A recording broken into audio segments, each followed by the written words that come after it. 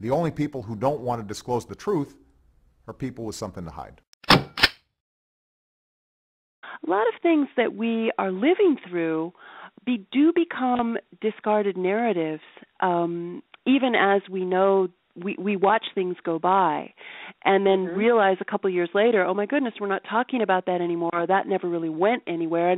And you know, I would include you know, all kinds of things. I mean, you know, you can talk about the way one thing you highlighted in your promo for tonight had to do with Barack Obama's identification documents. I mean, a lot of information has come out about them, and yet nothing ever came up, sort of bubbled up to the mainstream level, and so it sort of disappears. But someone can write about what just happened over the past since 2008, I guess, and construct a narrative that is supported by evidence, and yet it is not something that is considered real. And I found this, even as a columnist, I found this to be extremely perplexing as it was going on, because newspapers, for example, the Washington Examiner, which was one of my clients at that time, did not want to run any kind of coverage of the court cases that were actually happening. I mean, this is with, you know, judges and lawyers and evidence and a record. Did not want to cover that, having to do with the challenges to Barack Obama's eligibility, for example, in Georgia or New Jersey, which had some very interesting procedures, and we're bringing up very interesting bits of evidence. And, you know, so when things aren't covered, even as they're taking place, you see how it's done.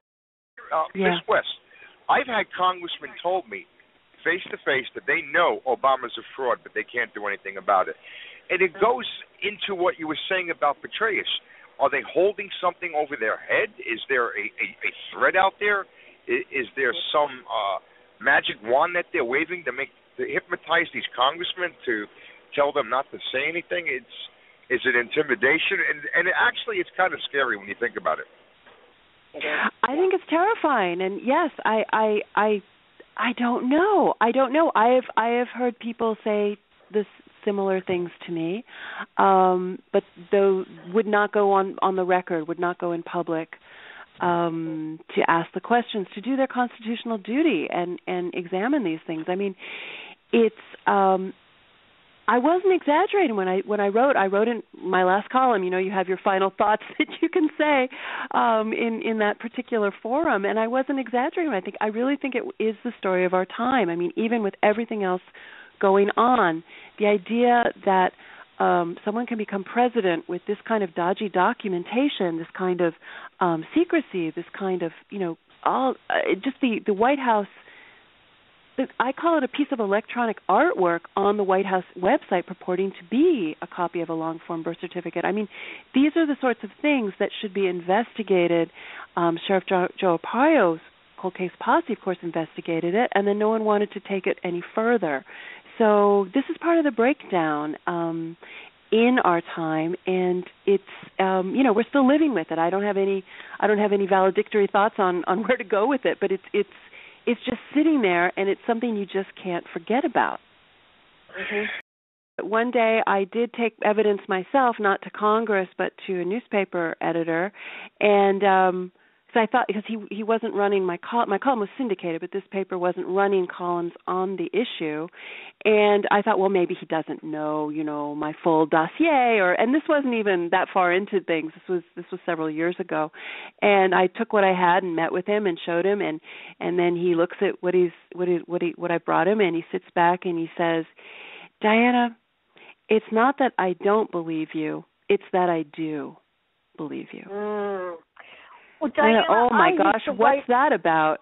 Yeah. I used to write for Breitbart. For a while, I was doing a lot of stories for Breitbart. This was when Andrew was still alive. And I had submitted a piece about the birth certificate. And I was told by the editor, we don't do birther stories here at Breitbart. Yeah. That was it. That was it. Yeah. Yeah. Yeah, people are very afraid of the story, and I think that there was a sense, and certainly this one editor I was talking to had a sense that he did not want to see the Obama administration fall apart over the birth certificate. I think that was essentially what he was telling me, that he did believe the evidence and he just wasn't prepared to do what was right and bring it to light. I just have a quick question about what you think, because I feel like you've got a great point on all these. You know, all the world leaders met in Paris to rally, you know, against the terrorism and everything. Sure. Mm-hmm. And Obama didn't go, and he was the missing one. I know that these world leaders have to know that he's a fraud, and that his documentation's fake. Why don't our allies in NATO? Why aren't our Canadian friends blowing this up? Why don't we have the prime ministers and the heads of state of these other countries calling Obama out for this? Why are they playing this game? Well, I imagine that they all believe that that's something. It's an internal matter, and it's up to our. I mean, we have plenty of laws and plenty of means to deal with this, but it's really not their place to bring such pressure. Of course, it also begs the question of whether they can bring pressure, on him. If they have any kinds of confirming evidence, you know, the Russians or something like that, but it's certainly not their role to police America. I mean, we're supposed to do that, and you know, the people have been stymied on this one for sure. So it's not really their role. I would say though that the primary responsibility still does lie with our Congress. Right. Oh, absolutely, absolutely. My biggest fear is that the Saudis, the Russians, all of the countries with intelligence agencies, Indonesia, Pakistan, they know about Obama. They know who he is. They've got his dossier in their files. They know who he is. And that there is a tension that exists between these countries and our administration and our intelligence community, again, which is headed up by Brennan, who was head of the company that actually did the passport break-in of the State Department, supposedly to look for Hillary and John McCain's as well, but we all know what that was about, that there's a tension, that there's...